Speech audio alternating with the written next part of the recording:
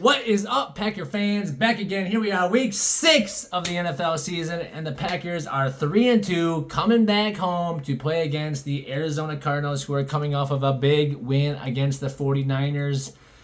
Packers, though, big win in LA. They come home. Obviously, the Packers defense played pretty well against the Rams. Packers offense got some things going there in the second half. Obviously, a slow start again after last week. We thought maybe it was just because Jordan Love was coming back from injury. This week, we kind of wondered why the slow start, and then Jordan Love throws his first pick 6 of his NFL career.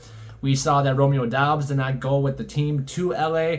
He missed practice twice last week, and then he decided, or the Packers decided that they would not allow him to go to the game. He didn't fly out with the team, and he would not get his paycheck for that game. So, for Romeo Doubs, hopefully he comes back tomorrow and at practice on Wednesday, and hopefully this team can kind of come back together. I did not expect this from a guy like Doubs. I did not expect this from any of the Packers, honestly.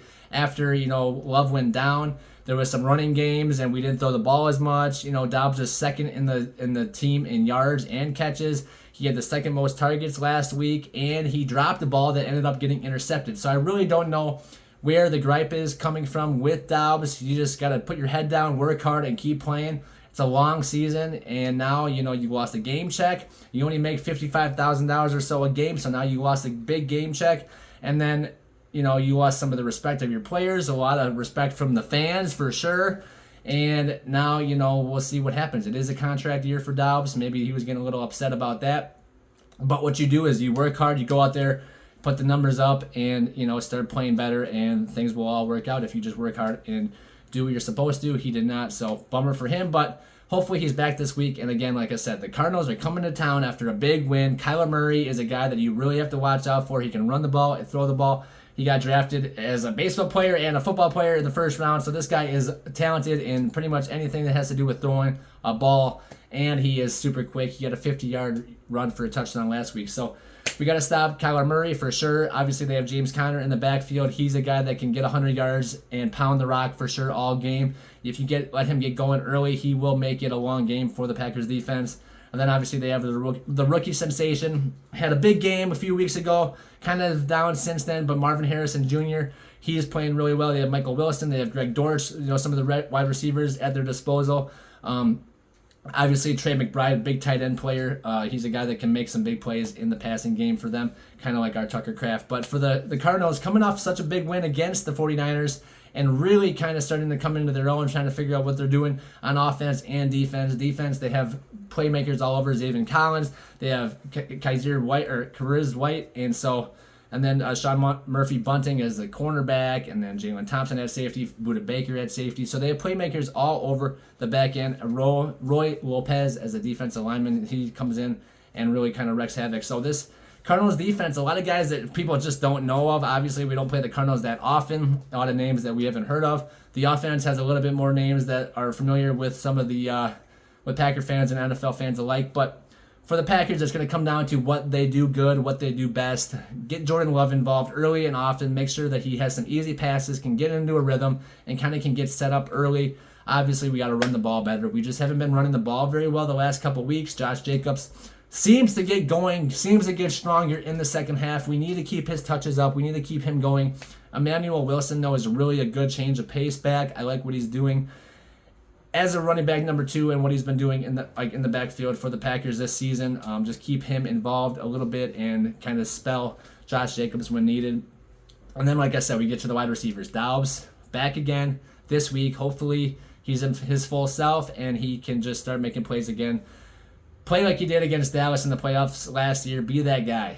Be that guy. I thought he was going to be wide receiver 1 coming into this year. Jaden Reed's kind of taking that over. And like I said, Jaden Reed, what a playmaker. Another 100-yard game. This guy just goes out and makes plays. He's a baller for sure. Malik Heath playing well. Because Christian Watson, he's out. Malik came in, made a few catches. And then, obviously, Dontavian Wicks still playing well. Dropped a lot of balls, though. We need him to figure out what's going on.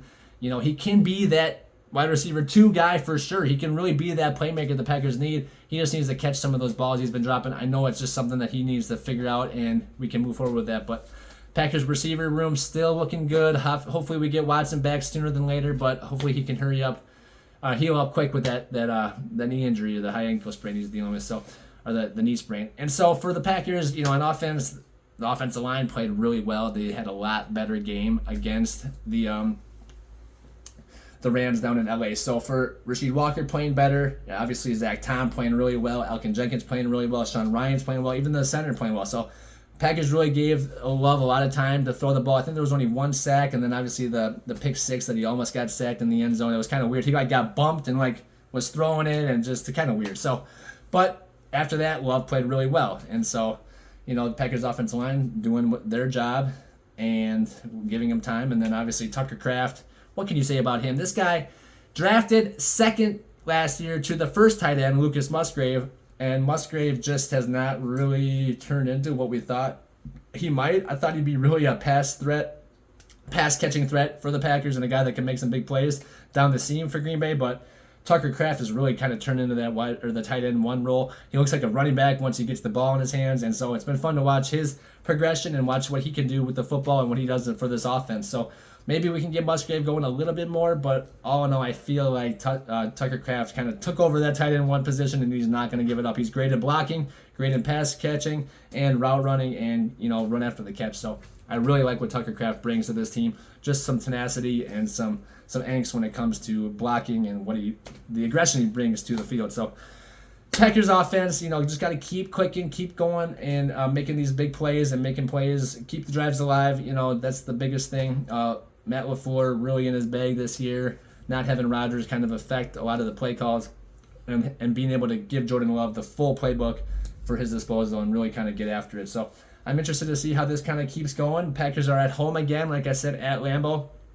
And this defense is going to have to just deal with Marvin Harrison Jr., Kyler Murray, like I said, James Conner, really stop their main playmakers. Xavier McKinney coming off of his 5th interception this year in 5 games, also had a fumble recovery.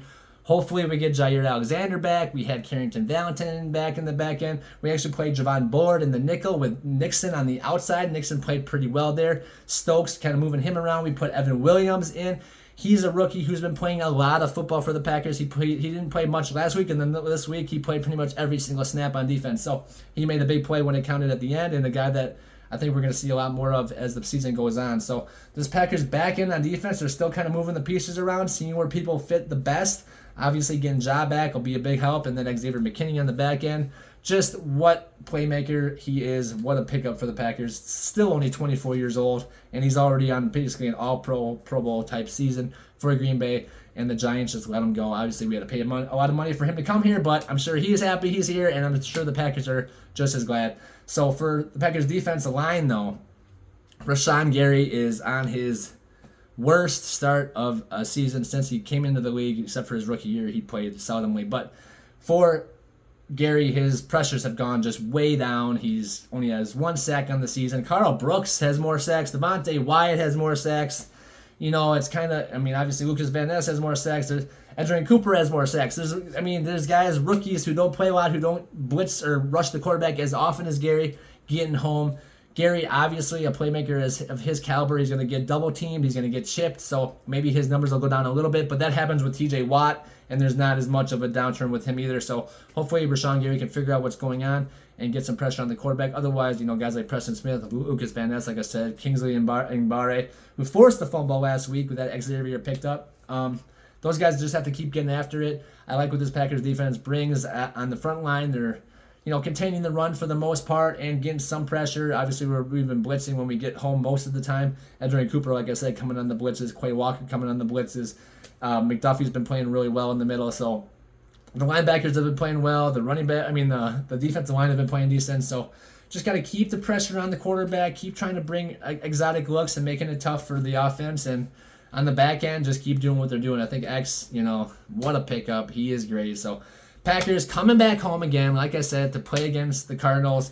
This one's going to be a tough one, 3-2. If we can get this win, we got to stay with the division. The Vikings are 5-0. The Lions head off, and they're doing well this year, and the Bears won. They're also 3-2. So pretty much everybody in this NFC North is competing for a playoff spot right now, if not the division win. So we really got to keep pace with them, and the Packers winning at home, is pivotal to the success of the season. Winning on the road last week was a big win in LA.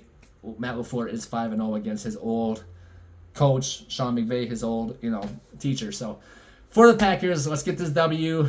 Jordan Love, we need another big game out of him. Hopefully we can get Josh Jacobs over 100 yards. We need to get Doubs back into the fold and see if he can just be his old regular self. We did not expect this to come from him at all. So Packers defense need to step it up again, get some more pressure on the quarterback, and hopefully X can get his 6. So go Pack, go.